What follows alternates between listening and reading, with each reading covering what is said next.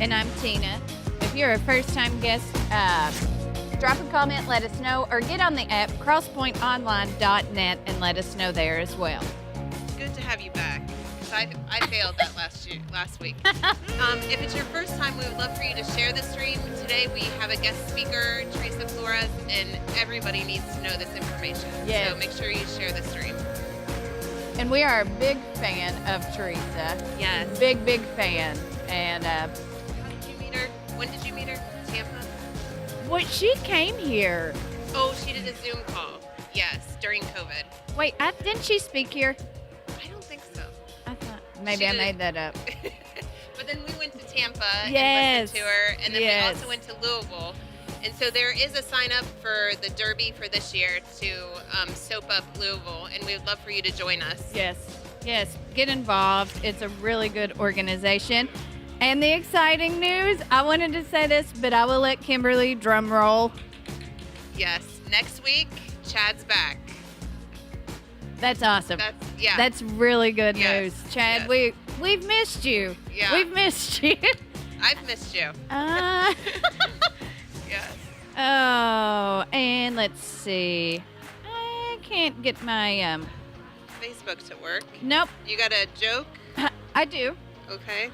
Why do we tell actors to break a leg? Oh, I don't know. Why? Because every play has a cast. That's funny. Yes. That's good. Okay. Nicole Miller, Jeff Flowers, thanks for joining us. Jen Boone and family, good morning. Annie, thanks for joining us. Sue Evans, Teresa Moyer, and Yes. sit back, relax for the Cure Tour.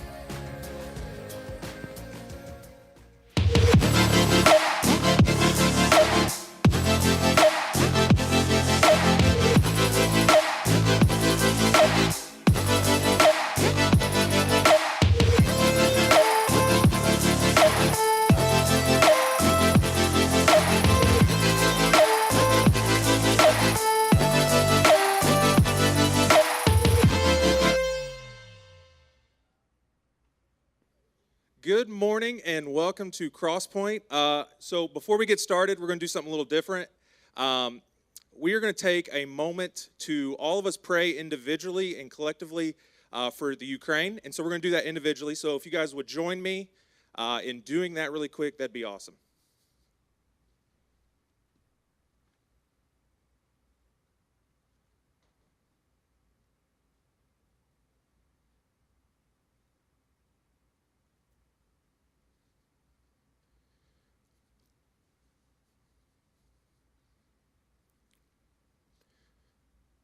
All right, amen. Well, thank you guys for doing that. And I know that all of our thoughts and prayers are with them. And I know even for us here as a church family, if you guys don't know, Chad and Kimberly actually have volunteered in the Ukraine. And so they actually, they have an adopted daughter that actually is still there and living. So if you guys could keep her, I think her name is Nayla, if I pronounce it right. And so if you guys would be praying for her, and all that. So today we want to welcome CrossPoint Online and CrossPoint East End. And if it's your first time joining us, I invite you guys to sign up on the app, CrossPoint Now, or you can also, there's some cards on your chairs. You can do that, and you can just leave the card exactly where you are, and somebody will come around and find it. So we'll make it really easy for you. So if you guys want to do that. But also, today, Tyler and Maddie, if you guys want to come on up, you guys can. Today, we wanted to take a moment to thank Tyler and Maddie, because if you guys don't know, a couple weeks ago, I will say this, if you guys don't know, this is Tyler and Maddie, and they, for the past year and a half, have been serving as our pastor to families with students. And so a couple weeks ago, Tyler announced that he would be resigning and they would be moving, and Maddie accepted a job. Where are you moving to again? Yeah, Wilmington, Ohio area. So Maddie accepted a job up there. And so today is their last Sunday. And so Traven is here with me because he's got a little gift for you, but you can't open it yet because we have to give it to you again second service. So please don't do that. But Traven is up here, and I know we are all thankful for the relationships that you guys built over the past year and a half, and we're thankful that for the time that we've had you. And so we're praying for you. And I know everybody in this room wants to thank you guys. And so people might come bombard you later, but just accept it. And Tyler likes hugs, so everybody give Tyler a hug too. So so thank you guys. And so today we have our special guest speaker is Teresa Flores, who is the founder of the SOAP Project. And so Emily and Jade are going to come up today and tell you what the SOAP Project is.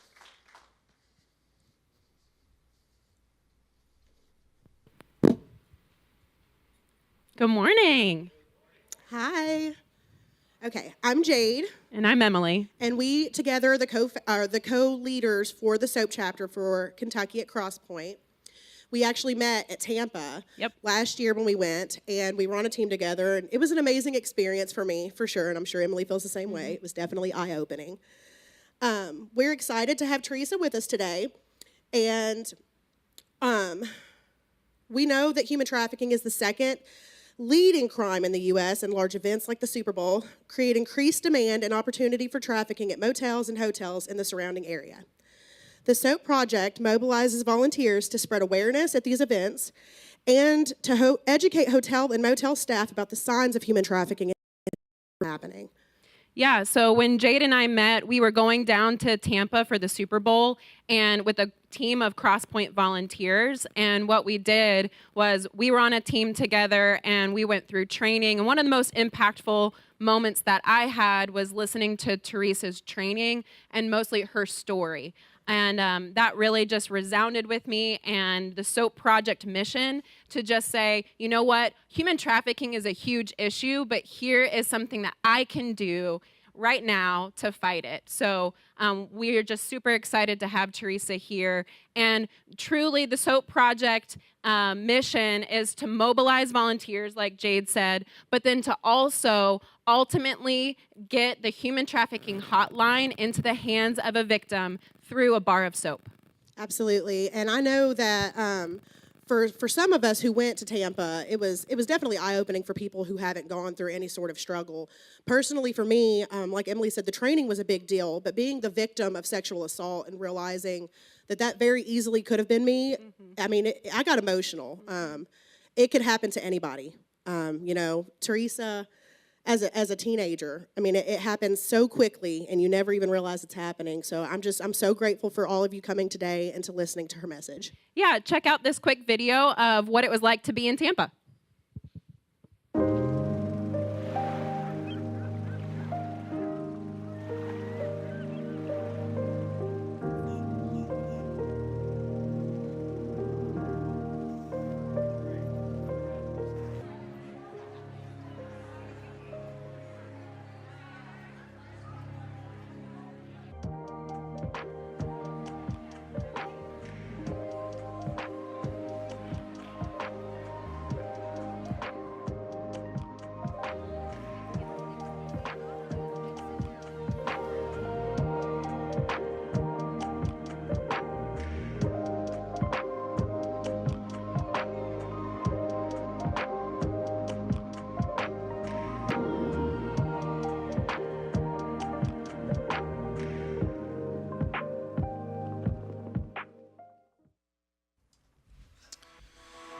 Good morning, everyone. We're so glad you're joining us here. If you're joining us from East End or online, we're so glad you guys are with us too. We invite you to stand and sing with us this morning.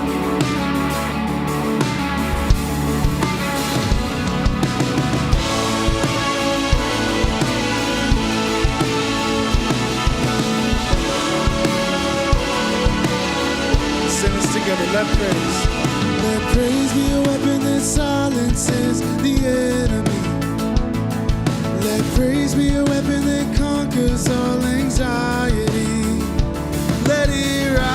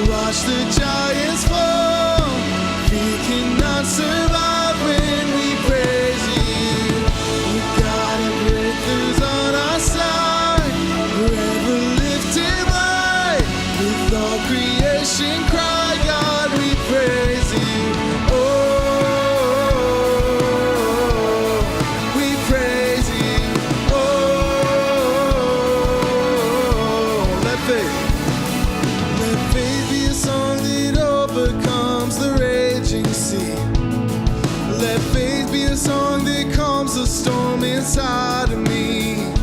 Let it rise. Let faith arise. We'll see break down every wall. We'll watch the giants fall. We cannot survive when we praise you. The God of breakthroughs on our side. Forever lifted high. With all creation cry, God, we praise you. Oh, we praise you. Oh, this is what living looks like. This is what freedom feels like. This is what heaven sounds like. We praise you, we praise you. This is what living looks like. This is what freedom feels like. This is what heaven sounds like. We praise you, we praise you. This is what living looks like. This is what freedom feels like. This is what heaven sounds like. We praise you. This is what living looks like. This is what freedom feels like. This is what heaven sounds like. We praise you. We praise. We'll see break down every wall.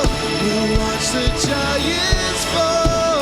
We cannot survive when we praise you. The God of breakthroughs on our side.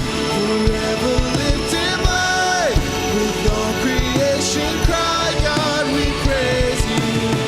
We'll see break down every wall. We'll watch the giants fall. We cannot survive when we praise you. The God of breakthroughs on our side. Forever lifted high. With all creation cry, God, we praise you. Oh,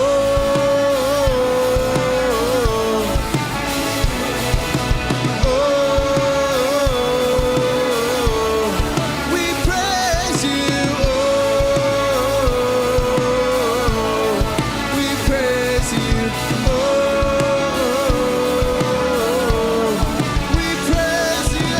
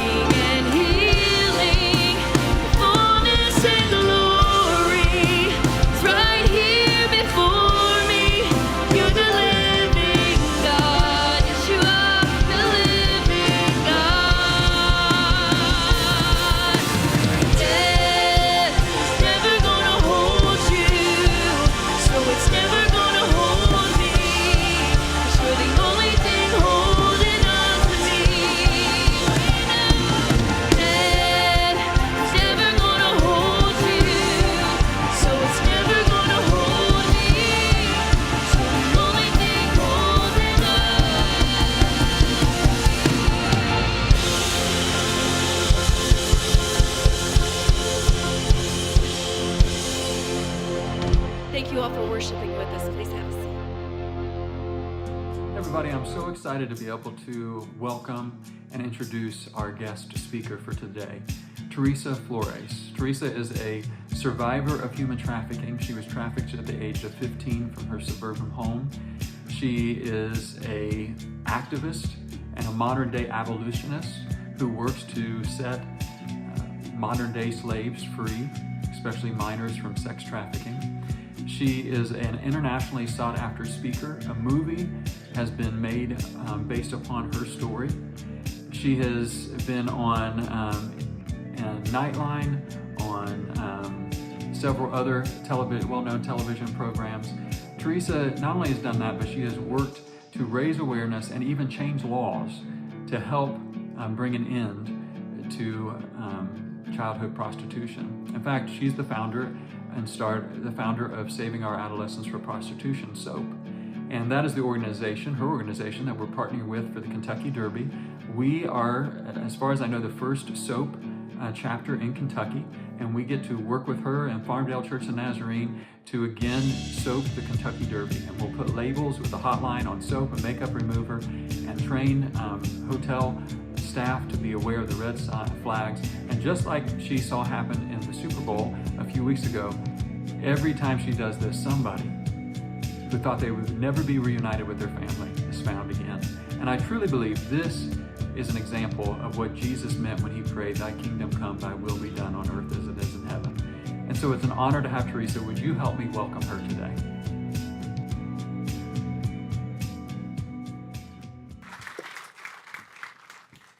Thank you so much. Oh gosh, I just love that guy. So you have to excuse my notes. The Lord has been putting something on my heart lately, and I'm gonna need your help to discern this today. I'm just so happy to be here. I have known Pastor Chad for 10 years. Have followed him around to his different churches, and he is just a really special person to me. And it was just an honor to be able to be asked to come here and to talk to you about this really, really important issue. Human trafficking is the second leading crime in the United States, which infuriates me because most people don't know that. It is not on the nightly news, and it should be.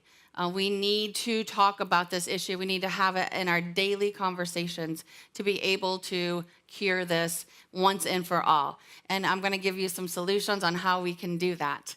So we're going to go to the first slide because I do want to educate you a little bit on the realities of what human trafficking is. Most people think when they hear that I'm a survivor, they're just like, "Oh, what country were you taken to?"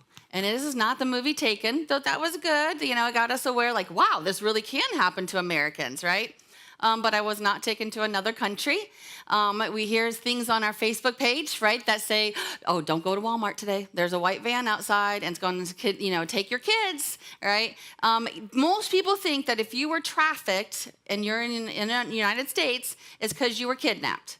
And that is usually not the case, all right? That is the least likelihood of happening that way. But I will say there are hundreds of thousands of victims of human trafficking in the United States. So 3% of 100,000 even is not a small number, especially if it happens to your child, right? So it can happen that way, but not as likely. Majority of the time somebody is trafficked in the US, it's because they know that person. And that's really, really sad, right? 35, and we think it's probably 45% of all human trafficking victims get trafficked because of a family member selling them. This is harsh, really harsh, right? It could be inner city, generational prostitution situation, or it could be very rural, like Maysville, right? I was in a tiny little town in the middle of nowhere in Michigan, and I spoke to a high school, 9th through 12th graders. I shared my story of being a survivor of this. And afterwards, a 14-year-old came up to me. She was a 9th grader. And she says, "Miss Flores, I want you to know that my mom used to sell me to the landlord to pay the rent." What are you supposed to say to that? Wow. And she said, "But he's in jail now." And she walked away happy. But I wanted to know, wow, what happened to your mom? What's your situation like now? I hear of this in very rural situations for drugs, for all sorts of reasons. This is happening with family members. And we pour into survivors a lot at the SOAP Project. And I can tell you that the survivors that have been trafficked by a family member have the hardest time of healing.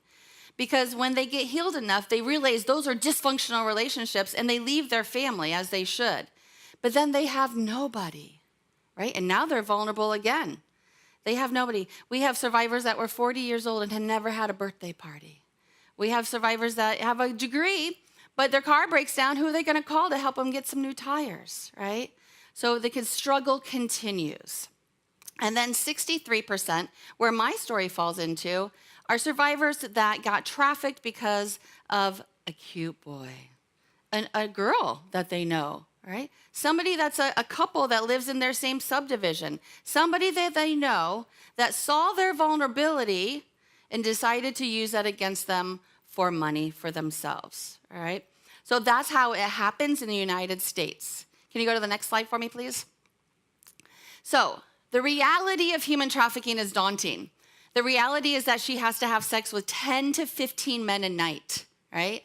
She has a 40% higher chance of death than any of you in this room. Most likely she will die of murder from the perpetrator or the pimp. A pimp is a trafficker. Suicide because she just doesn't know how to get out of this, or drug overdose. We really concentrate ourselves on trying to find those kids, those youth. 50% of trafficking victims are youth. We try to really concentrate on them because we know that if they don't get out of this as a kid, they have a 77% chance of becoming a prostitute as an adult. We know that they are going to be involved in the court systems. 92% of prostitution arrests are of the female, right? She's going to get felonies. She's not going to be able to get a job. She's not going to be able to get an apartment. If she gets pregnant and has kids, you're not going to be able to be a good mom. A lot of times those kids get removed from them, in and out of the emergency room, addiction. It's huge consequences if we don't do something about this. She will suffer from PTSD, Stockholm Syndrome, depression, and have multiple medical needs. And I noticed that I just said the word she. Let me tell you, it's not just she's, all right? 80% are females, but 20% are men and boys that this happens to as well. And the reality is that she probably won't be rescued. She probably won't be. You know, what infuriates me is that people think of prostitution as an occupation, right? But in the Bible, it says that it's an oppression. Sexual slavery has always been here since the beginning of time, right? And we've still not conquered this. What is wrong with us? It is the oldest oppression. No, you saw those stats. Nobody wants to do that. Nobody chooses to do that. And that's where we come in. We really need to help with this situation. God is calling us right now in this era to change this once and for all. I know he would be really, really pleased if we could do that. Go to the next slide for me, please. This is the reality. This is the reality of human trafficking. The upper left-hand picture is Grace. And I just love that name. That word says so much to me. Grace is 15, and she's just precious as can be. Unfortunately, all these photos are of Grace. From the time she was 15 in the upper left-hand corner to 17 in the lower right-hand corner. She died shortly after that last photo was taken. These are actually mug shots of Grace, of every time she was arrested for prostitution. Of prostitution, a child, 15. Now, does it look like she wants to do this? That she's doing this by choice? Or that someone's doing this to her? Can you see the despair on her face? Can you see maybe the drug addiction, the violence? Wow. That's what human trafficking looks like in our country. This is it. It's just we were told a lie. We were told that this is prostitution. Let me tell you, by federal definition, there is no such thing as child prostitution. teen prostitutes. It doesn't exist, right? By federal definition, they are a victim of human trafficking.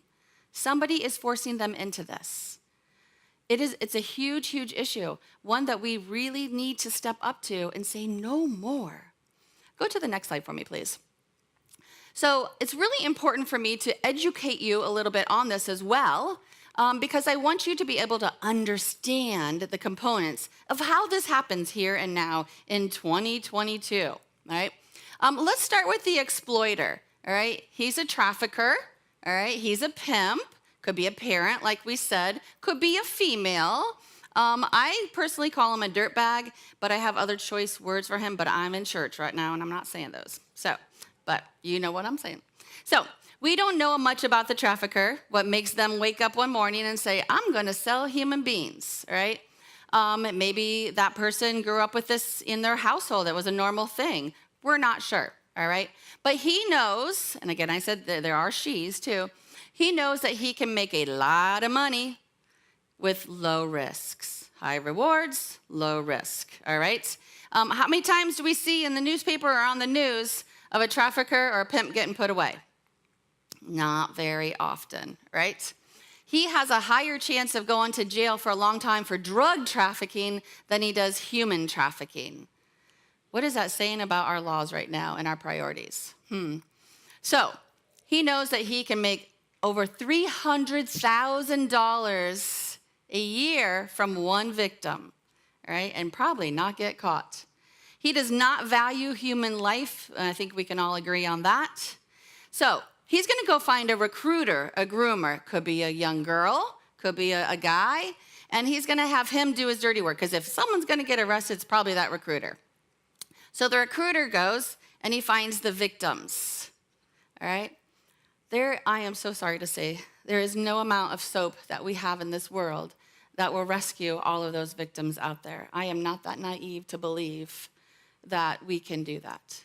Unfortunately, we do not have enough law enforcement to arrest all those traffickers, and we do not have enough soap to rescue all those victims. Like I said, since biblical times, we have had sexual slavery, all right? They don't even have to go looking for the customer. The customer comes looking for them. This is an epidemic right now. They come looking for them. The only way that we can actually stop this is by attacking the demand. And the demand are the buyers. The demand is mostly men. They're the ones buying these girls, right? If we didn't have a buyer, we wouldn't have a problem. Do you understand that? We wouldn't have a problem if we didn't have a buyer. The trafficker would be put out of a job. I would be put out of a job, and I would really like that, all right?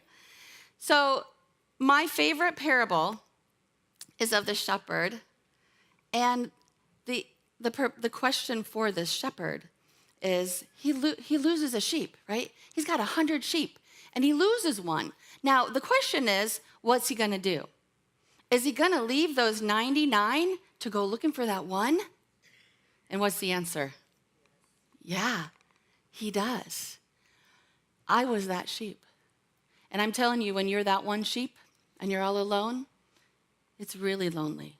It's really dark and really scary. But all of the survivors out there, they're the sheeps, and they feel really alone. We put on these retreats, these healing therapeutic retreats for survivors. And we ask them, why do you want to come? Why do you want to attend one of our retreats? And the number one answer is because I want to meet others like me. I want to feel not so alone anymore. The reason for that is community. And you guys got that name in your church, don't you? Community is so important. The lack of community is the number one way that makes somebody vulnerable. That's what made me vulnerable. Even though I grew up as a rich kid with a good family, I didn't have community. We moved around all the time, and nobody knew who Teresa was from town to town. That lack of community is what the wolf saw, and he saw that I was vulnerable that way. But God had a plan for me, and he took me from a sheep to a shepherd. And he gave me a message for all of you today. and it's to save his sheep.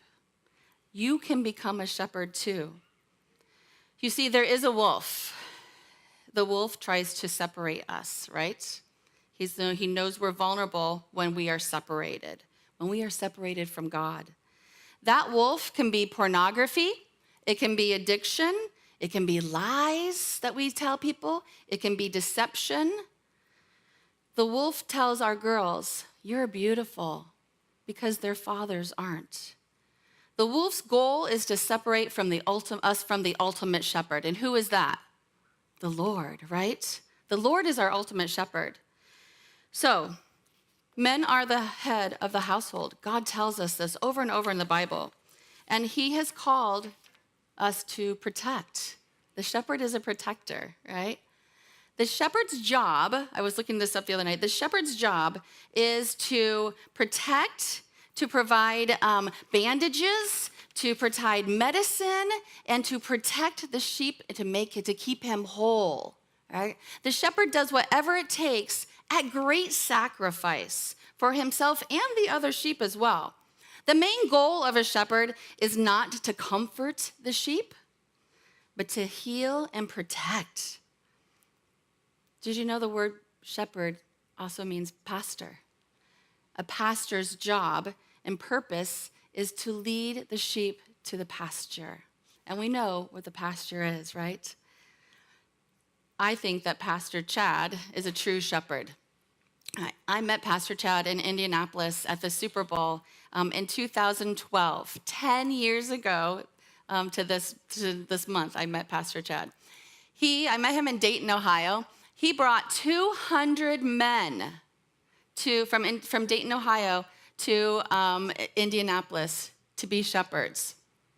He put a call out to men to stand up and become the shepherd and no longer feed this demand. There were men that were fathers and sons that were putting labels on soap and taking it out to rescue these sheep. They were men that confessed their addictions right then and there because they felt safe enough to do that. They were helping to make us whole. So becoming a shepherd is the only way to do this.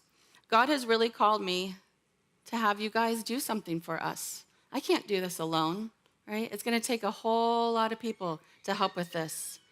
Tell your children that you love them every single day, right? Tell them that they are beautiful because there's somebody else that's going to do it if you don't do it, right? It is time to no longer be silent on this issue. This is the second leading crime. You know, you don't have to be a leader. You don't have to be that shepherd, but you can be a protector, right? You can be a protector and give hope to these victims that are out there. But what's even more important is that we don't have victims anymore, right? We have to stop fueling this supply of demand. Like I said, it's the only way. Let's have those courageous conversations right now about pornography, about how pornography feeds this fuel of trafficking, right? We have to have those courageous conversations with our sons, all right? Our daughters even. Pornography since the pandemic has hit has tripled, right? What about when men are traveling away from home, right? It's in the Bible. When you're away from others, right, is when that wolf will come in and attack, right? What about the games that our kids are playing? Grand Theft Auto, right? Where they're demeaning women, right? Did you know on Grand Theft Auto that you can go to a strip club and get a lap dance? You can actually go and pick up a prostitute, take her to your car, kill her, and get your money back. And your points go up for that. Wow, what is that saying about our society? Right? Check out these things. As parents, as brothers, as sisters, as aunts and uncles and grandparents, we owe it to these sheep to check these things out. We've gotten lazy. We don't live around a lot of people. We don't check in on our neighbors. If we see something and we think, oh, that just does not look right, we don't say anything. When did we stop being Aunt B? Remember Aunt B? I liked Aunt B. I'm telling you, if my daughter came up missing, I would want Aunt B living next door to me because she knew where everybody was, right? It's okay to be Aunt B. We need more of that. If you see something that's just not right, say something. I'm telling you, I wish that my neighbor would have said something to my parents, that he saw me running through his backyard at midnight in my pajamas several nights a week to meet a car. He saw me he was sitting in his living room watching TV. Can you imagine if he would have just said something to my mom and dad? I would not be standing here today. If a coach had told my mom, Jane, see, Teresa's not coming to practice anymore. What's up with that? And she didn't know that. I would not be standing here today.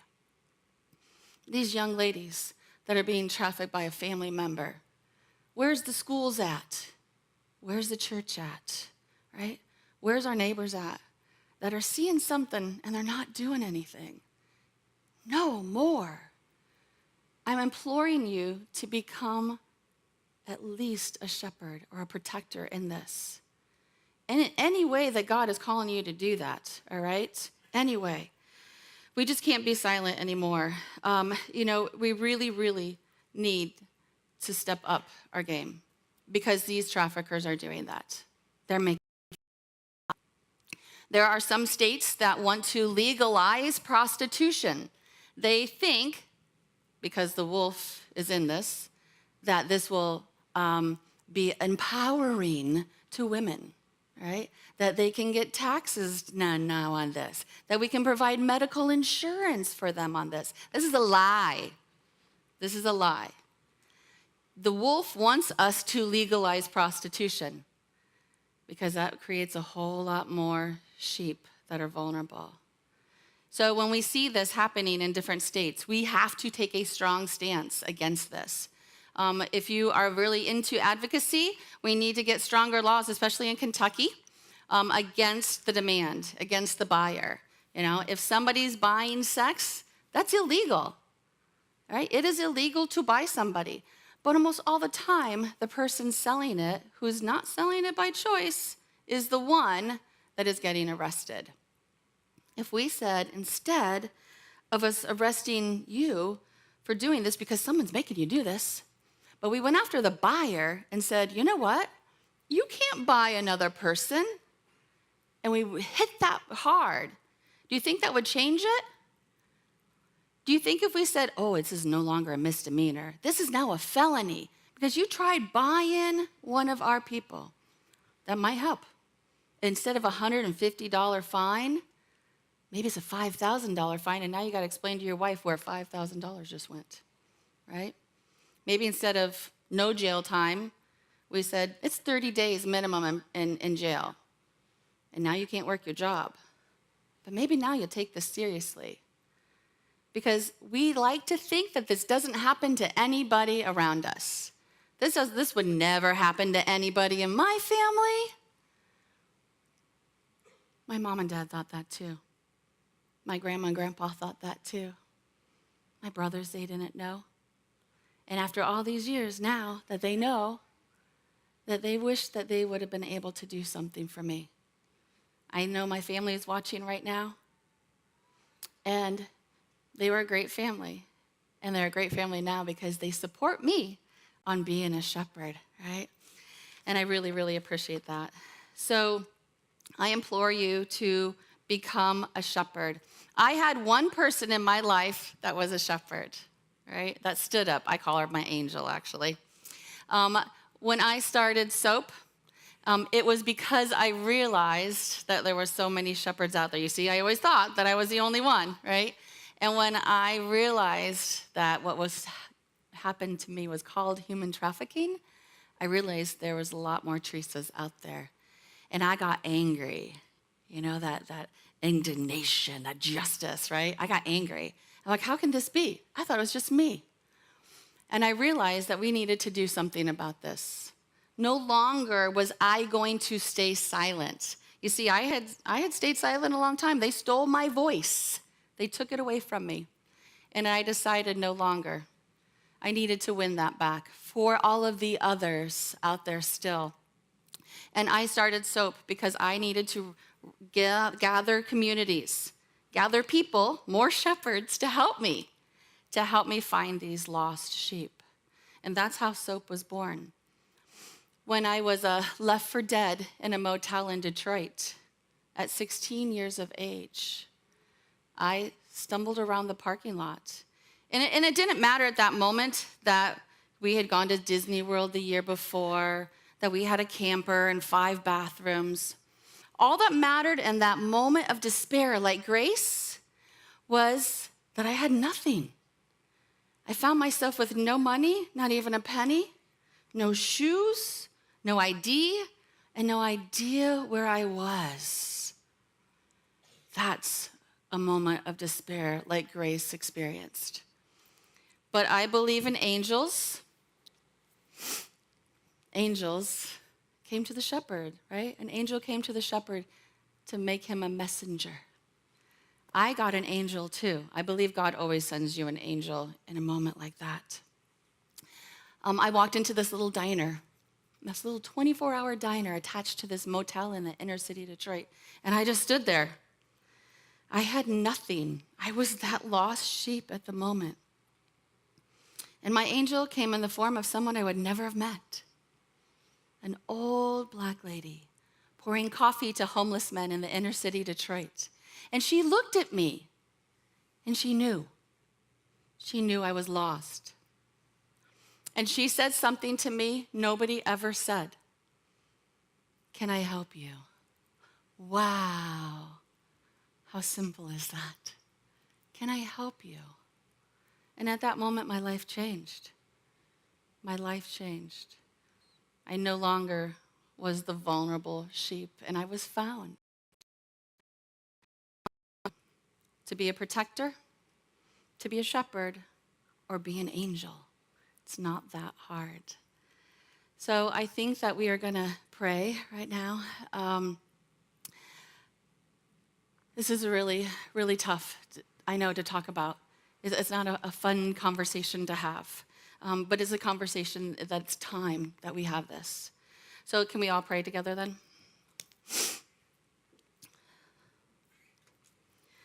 Lord Jesus, I just thank you for this opportunity that Pastor Chad has given me to come here to CrossPoint Community Church. Community is the foundation that is just leading to you, Lord. And I thank you so much for this opportunity to find my voice again and to be able to tell all these people about what you finding so important, and that's finding your lost sheep.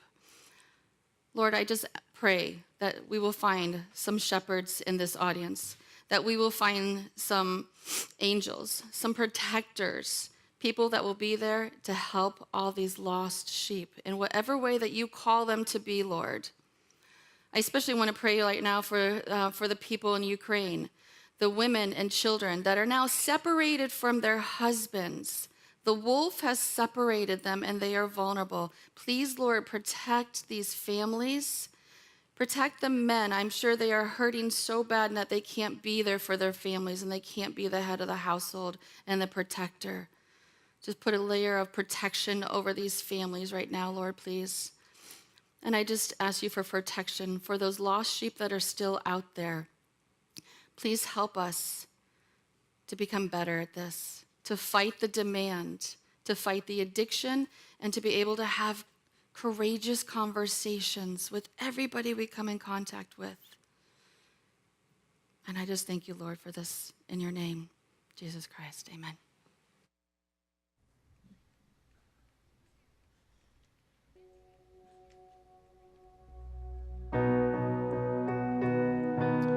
We invite you guys to stand and sing with us.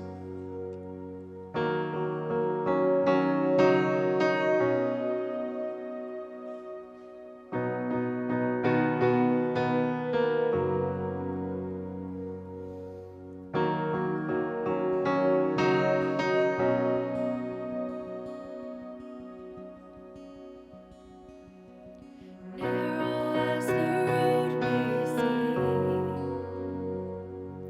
I'll follow where your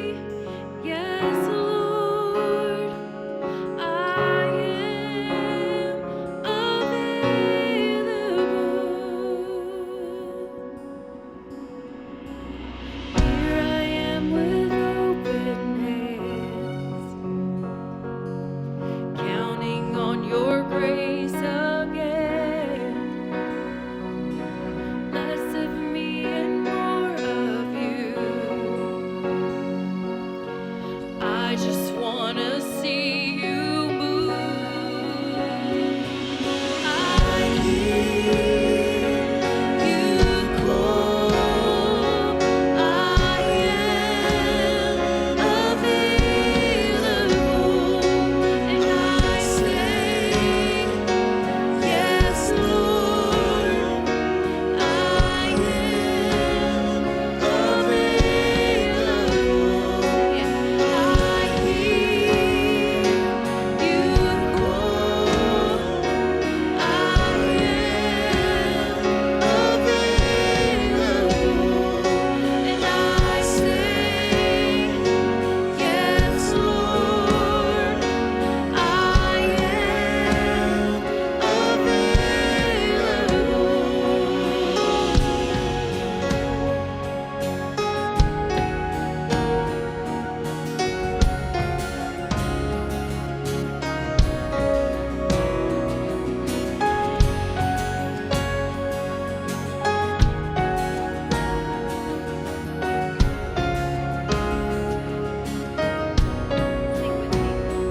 Here I am, here I am. You can have it all, you can have it all. Here I am, here I am. You can have it all, you can have it all. Here I am, here I am. You can have it all, you can have it all. Here I am, here I am. You can have it all, you can have it all. Here I am, Jesus. You can have it all, you can have it all. Here I am, here I am. You can have it all, you can have it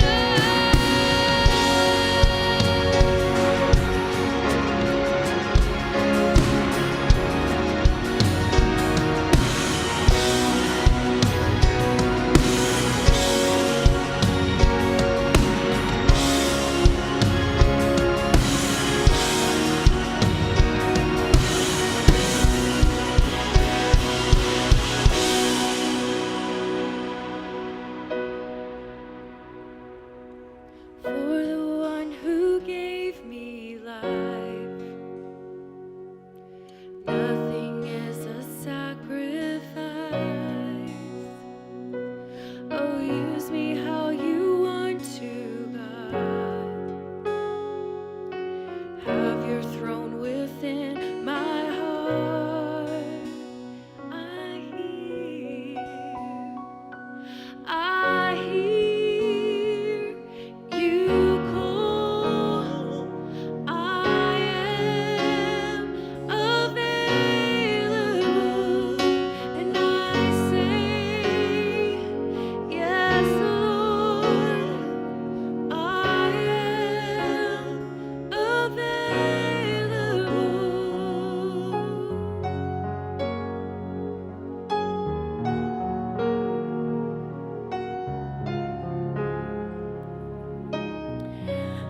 We just want to thank Teresa for coming today and for giving her message. She is awesome. We thank you so much for everything that you do and for just being willing to stand up and tell your story and to just reach out and save so many lives. You can help us fight human trafficking and rescue missing youth from Kentucky. Hundreds of thousands of people will be visiting Louisville for the Derby. And we want to do our part and to spread awareness and to spread hope.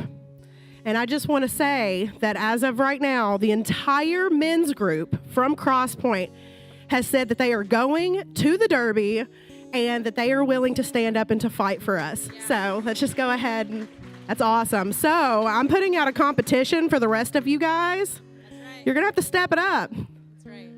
Yeah, you can sign up today. Just like Jade said, the entire men's group has committed to say we're going to do our part to join CrossPoint, and churches across Kentucky, organizations in Louisville. CrossPoint is launching this second derby. We're going to soap up the derby, and you can join us, and you can sign up today. You can sign up on the app CrossPoint Now, and then there's a banner that says soap. So you can sign up today.